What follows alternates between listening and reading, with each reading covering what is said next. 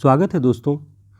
आप सभी जानते होंगे कि हम सुबह की जो क्लास हमारी चलती है 9 बजे के आसपास, उसमें हम आजकल हिंदी निबंध के विकास और उसकी पूरी परंपरा के बारे में एक सीरीज चला रहे हैं।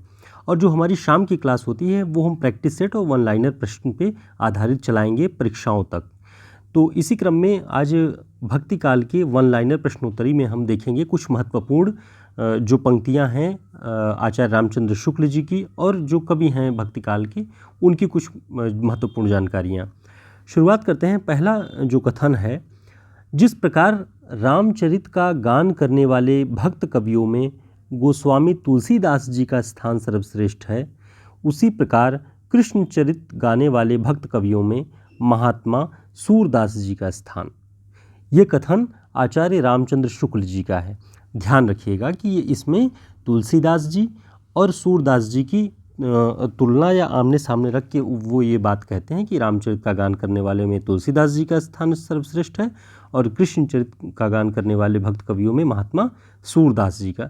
तो ये शुक्ल जी का कथन है, आप इसे ध्यान रखें। आगे देखते हैं। यद्यपि तुलसी के समान सूर का काव्य क्षेत्र इतना व्यापक नहीं कि उसमें जीवन की भिन्न भिन्न दशाओं का समावेश हो, पर जिस परिमित पुण्य भूमि में उनकी वाणी ने संचरण किया उसका कोई कोना अछूता न छूटा। यानी उनकी वाणी जिस भी क्षेत्र में गई वहाँ किसी भी कोने को वो अछूता नहीं छोड़ती। सूरदास जी की वाणी, ये आचार्य शुक्ल जी कहते हैं। आगे देखते हैं। खेलत में को काको गुसैया, जाति पाति हमते कछुनाही, न बसत तुम्हारी छैया। यानी खेल में कौन किसका स्वामी कौन किसका दास। खेल में तो सब सखा होते हैं, सब बराबर होते हैं। तो इस तरह की जो श्री कृष्ण को लेकर के माध्यम बना के सूरदास जी ने लिखी ये पंक्ति, आप इसे ध्यान रखिएगा, परीक्षाओं की दृष्टि से उपयोगी होता है। पहचानने में कभी कभी नंददास या अलग अलग और परमानंद दास, इन सब की पंक्तियों में थोड़ा अंतर करना मुश्किल होता है, इसलिए आप याद रखेंगे ऐसे पहचान में। तो ये सूरदास जी की पंक्ति है, खेलत में को काको गोसैया। आगे देखते हैं। मुरली तव गोपाल ही भावत, सुनिरी सखी जदपि नंदनंद ही नाना भांत नचावत। मुरली तव गोपाल ही भावत, तो ये पंक्ति सूरदास जी की है। दोस्तों, अगर आप हमारे नोट्स जो शॉर्ट नोट्स हमने तैयार किए हुए हैं, अगर आप चाहते हैं तो हमारे इस नंबर पर संपर्क करके आप प्रिंट बुक भी मंगा सकते हैं और PDF भी ले सकते हैं। ये जानकारी आपको हम इसलिए दे रहे हैं कि जिनके पास नोट्स अवेलेबल न हो, किताबों से उन्होंने बहुत कुछ पढ़ रखा हो लेकिन रिवाइज़ करने के लिए उनके पास शॉर्ट टर्म की कोई सामग्री न हो, तो वो इस नोट्स को ले सकते हैं। आगे हम देखते हैं। सूर की बड़ी भारी विशेषता है नवीन प्रसंगों की उद्भावना। इसे ध्यान रखिएगा कि शुक्ल जी कहते हैं कि सूर की बड़ी भारी विशेषता है नवीन प्रसंगों की उद्भावना। प्रसंगोद्भावन करने वाली ऐसी प्रतिभा हम तुलसी में नहीं पाते, ये शुक्ल जी कहते हैं। शुक्ल जी तुलसीदास जी की हर तरह से बड़ी तारीफ करते हैं, लेकिन यही एक ऐसा पॉइंट है, नवीन प्रसंगों की उद्भावना करने की जो क्षमता सूर में थी वो तुलसी में हम नहीं पाते, शुक्ल जी कहते हैं। तो इसे ध्यान रखें आप।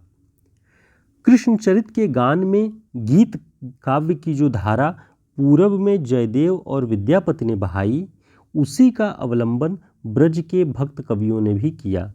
यानी पूरब में बिहार, बंगाल, उड़ीसा, इस क्षेत्र में विद्यापति और जयदेव ने जो धारा बहाई कृष्णचरित की, ब्रज के क्षेत्र में जो ब्रज भाषा में लिखने वाले कवि थे उन लोगों ने भी उसी कृष्णचरित के गान को ब्रज के क्षेत्र में यानी भारत के पश्चिमी भाग में किया।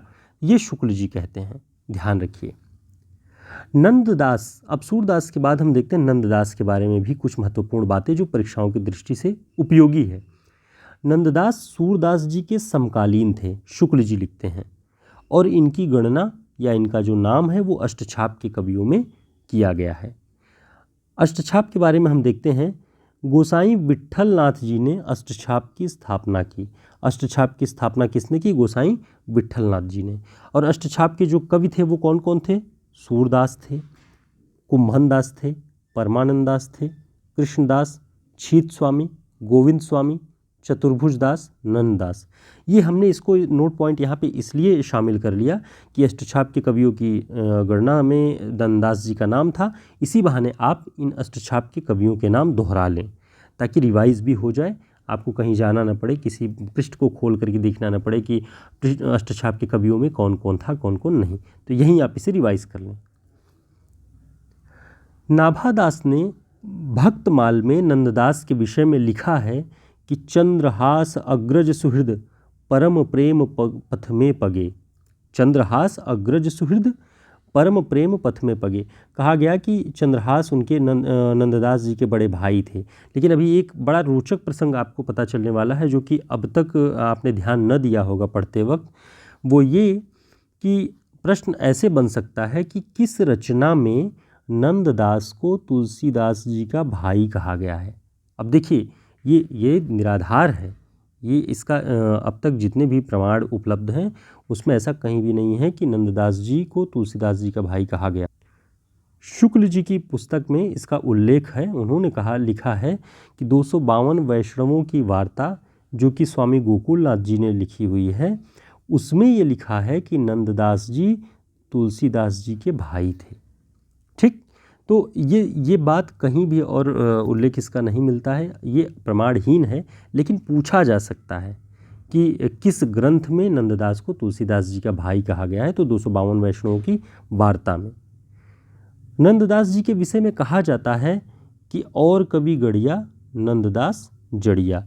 तो ये नंददास जी के विषय में कहा जाता है, इसे आप ध्यान रखिए। नंददास जी की जो बहुत प्रसिद्ध पुस्तक है वह है रास पंचाध्यायी। ये रोला छंद में है, इसे भी आप ध्यान रखिएगा। नंददास जी ने अनुप्रास और चुने हुए संस्कृत पद विन्यास की ओर अधिक ध्यान दिया। शुक्ल जी ने लिखा हुआ है कि सूरदास जी बहुत सरल काव्य की भाषा ब्रज का इस्तेमाल करते हैं, उसमें अनुप्रास और चुने हुए संस्कृत पद विन्यास का प्रयोग नहीं मिलता, लेकिन नंददास जी में ये बखूबी मिलता है। यानी अनुप्रास वाली भाषा और चुने हुए संस्कृत पद विन्यास का प्रयोग नंददास जी ने खूब किया हुआ है, ये शुक्ल जी लिखते हैं।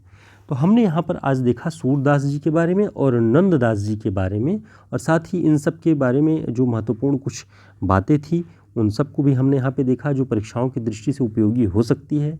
नए पैटर्न के जो भी अब प्रश्न बनते हैं उनमें कुछ भी पूछा जा सकता है, और महत्वपूर्ण नाम है नंददास, सूरदास और शुक्ल जी के कथन इन सब के बारे में। तो हमने प्रयास किया कि आपको महत्वपूर्ण पॉइंट्स दे सकें। जुड़े रहिए हमसे, हमारे व्हाट्सएप ग्रुप को ज्वाइन कर लीजिएगा, टेलीग्राम लिंक को भी ज्वाइन कर लीजिएगा, जिससे आपको सही समय पे सही सूचनाएं मिलती रहें।